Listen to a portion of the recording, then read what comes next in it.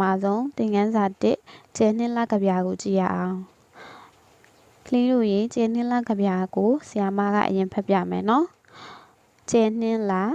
မိုးပေါ်မှာကျဲရင်ဝင်းလို့လာမင်းကထိန်ထိန်သာလာမင်းနှစ်ကျဲတာရငယ်ဘယ်ဟာကကြီးပါလဲဘယ်ဟာကနီးပါလဲအမည်မသိစာဆိုကဲကလေးတို့ရေဒီကဗျာကတော့အမည်မသိစာဆိုတူရေးသားထားတဲ့ကျဲနှစ်လကဗျာပဲဖြစ်ပါတယ်ကဲကလေးတို့ရေကလေးတို့မြင်မှုတဲ့ညအခါကောင်းကင်ကြီးမှာလာမင်းနေတာပြီးတော့ကျေလေးတွေနဲ့လင်းလက်နေတဲ့ကောင်းကင်ကြီးကိုစိတ်ကူးပြီးတော့ဒီကဗျာလေးကိုရွတ်ဆိုကြမယ်နော်တကယ်လို့ကလေးတို့ကကောင်းကင်ကြီးကိုစိတ်ကူးပုံဖော်လို့မရသေးဘူးဆိုရင်လည်းကဗျာဖတ်စာအုပ်မှာပါတဲ့ကောင်းကင်ကြီးကိုကြည့်ပြီးတော့ကဗျာလေးကိုတစ်ခေါက်ရွတ်ဆိုကြရမယ်နော်ကဲကလေးတို့ကဗျာကိုတစ်ခေါက်ရွတ်ဆိုပြီးသွားပြီဆိုရင်ကဗျာထဲမှာပါတဲ့ဘယ်ဟာကကြီးပါလိမ့်ဘယ်ဟာကနီးပါလိမ့်ဆိုတဲ့အမေးကိုကဗျာစာဆိုစီကိုစာရေးပေးကြရအောင်ကဲကောင်းကင်ကြီးကိုကြည့်လိုက်ပါလာမင်းကြီးနဲ့ကျဲတာယာလေးတွေနဲ့ရှိရဲ့လာမင်းကြီးနဲ့ကျဲတာယာလေးတွေမှာဘယ်ဟာကပူကြီးပါလဲပြီးတော့ဘယ်ဟာကပူနီးတယ်လို့ကလေးတို့ထင်တယ်လဲကလေးတို့စဉ်းစားကြည့်ပါဦးလာမင်းကြီးနဲ့ကျဲတာယာလေးတွေမှာဘယ်သူကပူကြီးလဲလာမင်းကြီးနဲ့ကျဲတာယာတွေမှာဘယ်သူကပူနီးလဲဆိုတာစဉ်းစားကြမယ်နော်စဉ်းစားလို့ရပြီဆိုရင်စာရွက်ပေါ်မှာချရေးမယ်နော်လာမင်းကြီးကကြီးလားကျဲတာယာကြီးကကြီးလားလာမင်းကြီးကန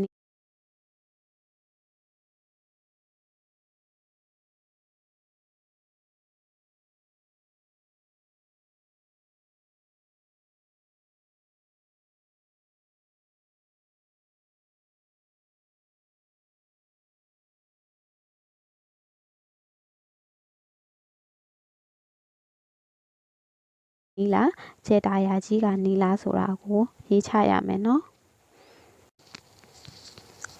ကဲကလေးတို့ရေးလုပ်ပြီးပြီဆိုရင်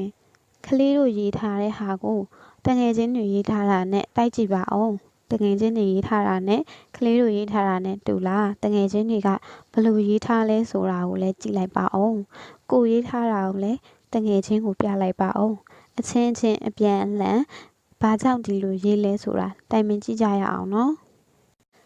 ကဲဆရာမအနေနဲ့ကတော့လာမင်းကြီးကပူကြီးတယ်လို့ထင်ပါတယ်။ဘာဖြစ်လို့လဲဆိုတော့ကောင်းကင်ကိုမောကြည့်လိုက်ပါ။ကျဲတာယာလေးတွေကဝိုင်းဝိုင်းဆက်ဆက်နဲ့ဘေးနားမှာတိတိလေးတွေဖြစ်နေပြီးတော့လာမင်းကြီးကတော့ဝိုင်းဝိုင်းဆက်ဆက်နဲ့အကြီးကြီးဖြစ်နေလို့ပါပဲ။ကောင်းကင်မှာကြည့်လိုက်မယ်ဆိုရင်လာမင်းကြီးကိုဝိုင်းဝိုင်းဆက်ဆက်နဲ့အကြီးကြီးပိုထင်းနေတာကိုမြင်ရပြီးတော့ကျဲလေးတွေဝိုင်းဆက်တာကတော့လာမင်းကြီးထက်တိတိလေးပဲမြင်ရပါတယ်။ကဲဒါကိုကြည့်ခြင်းအပြင်အပေါ်ရန်အဖြစ်တော့လာမင်းကြီးကပူကြီးတယ်လို့သက်မှတ်လို့ရပါတယ်ကဲဒါပြီးသွားရင်တော့ကျဲနှစ်လကဗျာကိုတစ်ခေါက်လောက်ဆရာမနဲ့တူတူထပ်ဖတ်ကြရအောင်နော်ကျဲနှစ်လမိုးပေါ်မှာကျဲတွေဝင်းလို့လာမင်းကထိန်ထိန်တာလာမင်းနဲ့ကျဲတာရငယ်ဘယ်ဟာကကြီးပါလဲဘယ်ဟာကနီးပါလဲအမည်မသိစာဆိုကဲကလေးတို့ရေဒီကဗျာလေးကိုဖတ်ပြီးတော့ကလေးတို့စိတ်ကူးထဲမှာဘယ်လိုမျိုးခံစားရလဲဆရာမကိုတစ်ချက်လောက်ပြောပြပါလားကဲကလေးတို့ရေကလေးတို့မြင်နေကြကောင်းကင်ကြီးမှာကျဲနှစ်လလေးတွေကိုမြင်ပူကြရမှာလား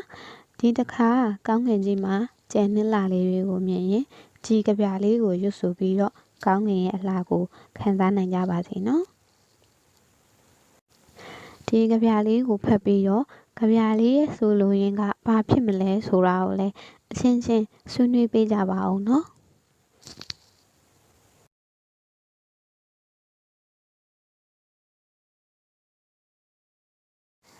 ကဲကလေးတို့ရေသင်ခန်းစာနှစ်ကိုကြည့်ရအောင်နော်